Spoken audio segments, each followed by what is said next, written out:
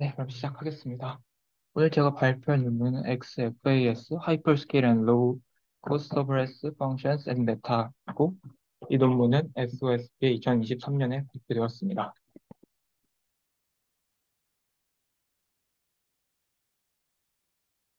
먼저 시작하기 전에 백그라운드 먼저 설명드리겠습니다.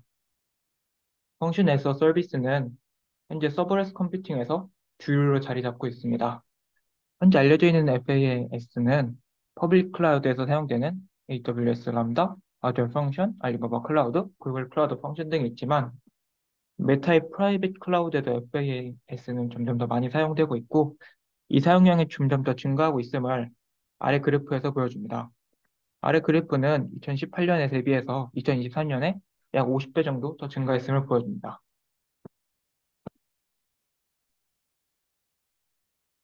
메타에서는 하이퍼스케일 프라이빗 클라우드에 FAS를 추가했는데 이 FAS를 XFAS라고 부릅니다. XFAS는 수조의 펑션들과 수조의 펑션들을 매일 처리하고 10만 개 서버들이 10개 데이터 센터 리전에 퍼져 있습니다. XFAS는 하이퍼스케일하기 때문에 하드웨어 코스트를 줄이는 것이 가장 우선적인 프라이어티로 꼽히고 있는데 이 하드웨어 코스트를 증가시키는 원인들이 몇 가지가 있습니다. 이를 다음 슬라이드에서부터 한번 말씀드리겠습니다. 엑스트라 하드웨어 코스트의 첫 번째 이유인 랭시쿨 스타트 타임입니다.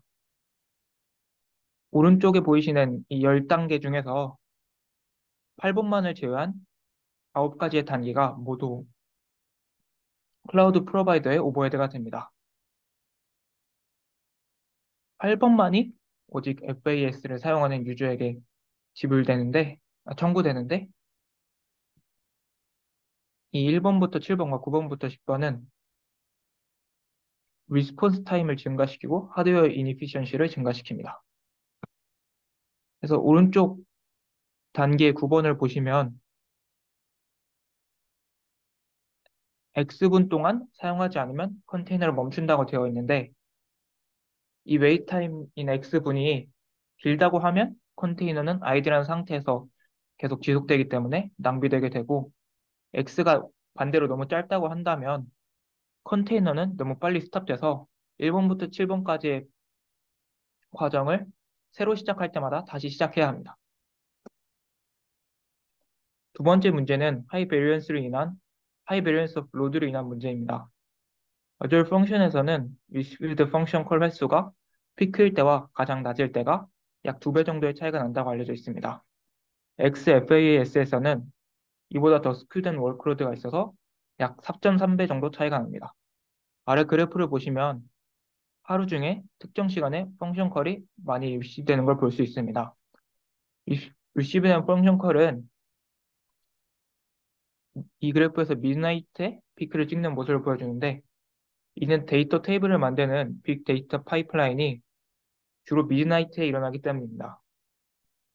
이 그래프에서 리시브드 말고도 익스큐트 된 거에 대한 그래프가 있는데 이 부분에 대해서는 뒤에서 설명드리겠습니다. 마지막 문제는 오버로딩 다운스트림 서비스로 인한 문제입니다. 펑션 콜은 그들이 부르는 다운스트림 서비스에서의 리소스 컨텐션의 원인이 될 수 있습니다. 아래 그래프는 XFAS에서의 예시입니다. XFAS에서 여러 펑션들은 소셜 그래프 데이터베이스에서 오프라인 컴퓨테이션을 합니다. 이 소셜 그래프 데이터베이스는 수백만 유저들에게 제공하는 온라인 서비스와 연결되어 있습니다. 예전에는 non user facing 펑션에 의해서 소셜 그래프 데이터베이스가 정전되면 유저들에게 제공하는 온라인 서비스에서 높은 에러율을 가져왔습니다. 현재 AWS 람다는 이에 대한 대비책으로 펑션당 스태틱 컨커런시 리밋을 가지고 있는데 이 리밋이 너무 작을 경우 FAS와 데이터베이스는 모두 리소스를 낭비하게 되고 반면 너무 높을 경우 다운스트림 서비스와 온라인 서비스에 에러를 가져올 가능성이 더 높아집니다. 앞에서 나온 문제점들을 해결하기 위해서 XFAS는 여러 기술들을 사용하여 설계되었습니다. 지금 보이시는 그림이 이 전반적인 아키텍처인데 각각이 어떤 역할을 하는지 자세하게 알아보겠습니다. 먼저 가장 앞부분인 서브미터에 대해서 알아보겠습니다. 펑션 콜을 이니시하기 위해서는 클라이언트는 서브미터들에게 리퀘스트를 보냅니다. 서브미터는 레이트 리미팅을 설정하고 이 리퀘스트를 QLB에 전달합니다. 서브미터는 펑션 콜이 끝날 때까지 이를 보완할 듀어러블 큐도 선택합니다. 서브미터는 컬을 배치해서 듀어러블 큐에 이를 한 번에 보내는 역할도 가지고 있습니다.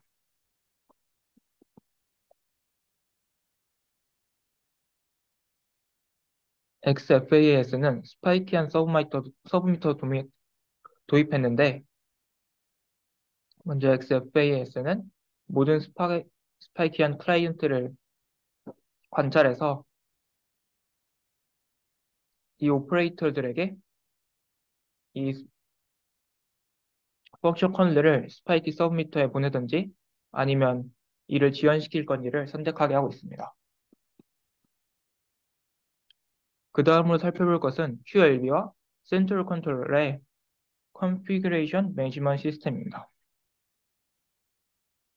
서브미터는 펑션 컬을 QLB에 저장하고 컨피그레이션 매니지먼트 시스템은 각각의 QLB에 라우팅 폴리시를 전달하고 저장합니다. 컨피그레이터는 소스 리전, 데스티네이션 리전 페어에 따라 서브미터에서 QLB까지의 디스트리뷰션을 구현합니다. 이는 여러 리전에 있는 듀얼블 큐가 밸런스를 맞출 수 있게 하는데 오른쪽의 그래프와 같이 잠시만 이거는 네. 그리고 이 다음은 듀얼블 큐에 대해서 살펴보겠습니다. 듀얼블 큐는 각각의 펑션에 대해서 separate 큐를 가지고 있습니다. 스케줄러는 주기적으로 듀얼블 큐에게 쿼리를 보냅니다. 듀얼블 큐가 이 쿼리를 보고 시작 시간이 지난 펑션 콜들을 보내줍니다. 듀얼블 큐가 펑션 콜을 보내면 스케줄러가 실행에 실패할 때까지는 펑션 콜을 다른 스케줄러에게 보내지 않습니다.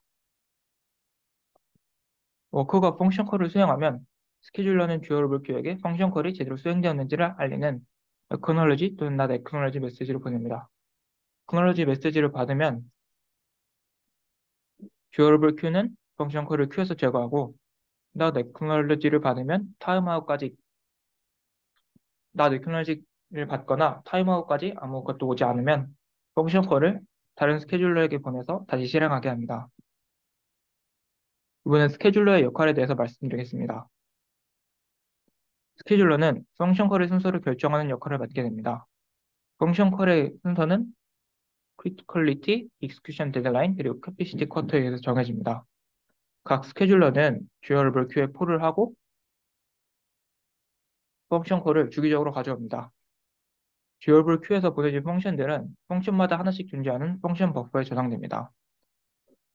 스케줄러의 아웃풋은 하나의 순서를 가지는 런 큐에 저장되고 이는 익스큐션 시에 워커에 의해서 디스패치됩니다. 스케줄러는 모든 펑션 버퍼에 있는 탑 아이템 중 가장 적합한 펑션을 고르고 이를 런 큐로 이동시킵니다. 런 큐가 느린 펑션 익스큐션으로 점점 더 차게 되면 스케줄러는 펑션 버퍼에서 런 큐의 이동과 듀얼블 큐에서 펑션 크리에이터를 모두 천천히 만듭니다. 한 리전에 있는 워커가 언더를 유틸라이즈 되면 리전의 스케줄러는 워커가 오버로드된 다른 리전에서의 듀얼블 큐에서 펑션 콜을 가져옵니다. 글로벌 트래픽 컨덕터는 모든 리전의 디맨드와 서플라이를 관리하는 역할을 합니다. 글로벌 트래픽 컨덕터는 디맨드와 서플라이를 고려해서 오버로드된 리전에서 인접한 리전에 트래픽을 이동시키는 매트릭스를 설계하고 이를 스케줄러에게 전달합니다. 스케줄러는 이 매트릭스를 받아서 다른 리전의 듀얼블 큐에서 펑션 콜을 가정합니다. 다음에 워커에 대해서 살펴보겠습니다. 이 런큐의 펑션 콘솔은 워커 LB에 디스패치됩니다. 워커 LB는 이를 적절한 워커에게 연결해주는 역할을 합니다.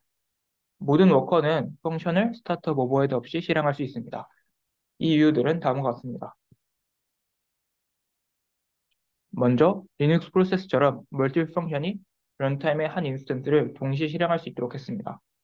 두 번째로 네임스페이스별로 워커를 분류해서 같은 네임스페이스에 있는 모든 워커가 가장 최신의 코드를 가질 수 있게 했습니다. 그리고 아, 세 번째로 펑션 콜을 받으면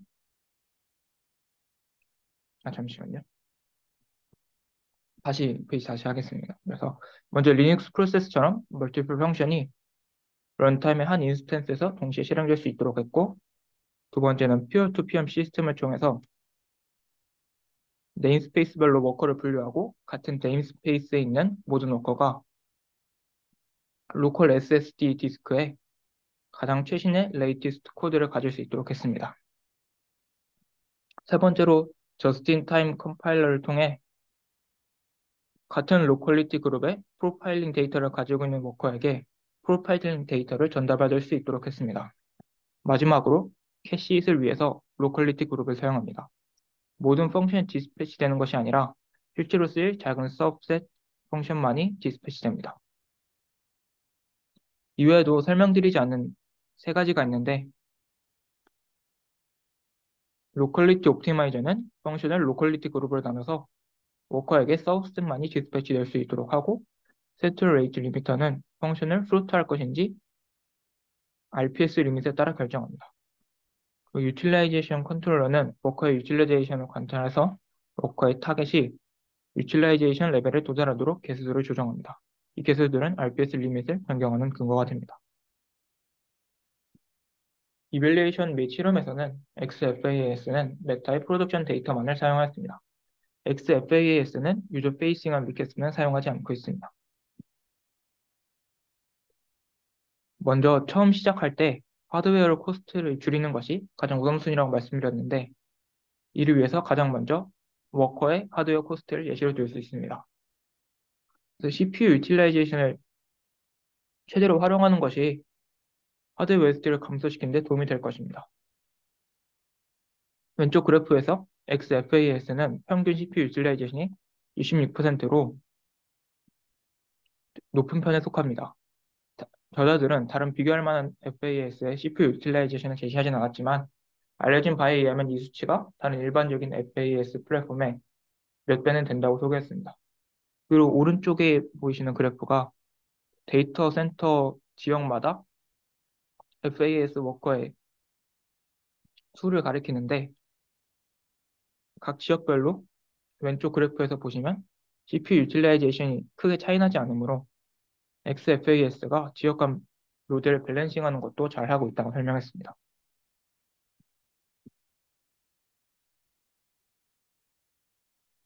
이 파란색 그래프의 파란색 선을 보이시는 것처럼 리시브한 로드가 되게 스파이크함에도 불구하고 FAS는 실제 펑션 컬을 고르게 처리할 수 있습니다. 노란색 선이 실제 실행한 펑션 컬인데, 이 실행한 펑션 컬들은 이 리시브 된 걸 비해서 에버리지 값에 더 가까워진 상태로 보입니다. 실제 피크와 가장 낮은 점의 차이는 리시브드에서는 4.3배에 이르는 데 비해서 이 익스큐트 된 거에서는 1.4배까지 감소했습니다. 다음으로 말씀드릴 점은 다운스트림 서비스를 오버로딩하는 것을 막는데 FAS가 얼마나 효과적인지에 대한 실험입니다. 이 예시에서 소셜 그룹 데이터베이스의 앞에 존재하는 라이스루 캐시에서 read rate availability가 떨어진 상황을 가정하고 있습니다. 이 예시에서 말한 이 라이스루 캐시가 문제가 있었던 것은 코드에 버그가 있었던 것이 원인이었습니다. 그래서 일단 정상적인 상황에서는 이 스타트 이전에 보이시는 것처럼 XFAS는 펑션 A와 펑션 B를 잘 실행할 것입니다. 그러나 이런 사건이 일어나면 XFAS는 A와 B의 익스큐션을 되게 느리게 실행하게 되는데, 이는 A와 B가 라이스루 캐시에 접근을 하고 있었고, 이를 방지하기 위해 A와 B를 속도를 점점 늦추게 되었습니다. 따라서 이를 통해서 라이스루 캐시를 오버로드하는 상황을 방지했습니다. 이 엔드 이후에 라이스루 캐시가 정상적으로 돌아왔는데 AND 이후에 펑션 A와 펑션 B를 그래프를 보시면 다시 펑션 콜의 개수가 증가한 것을 보실 수 있습니다.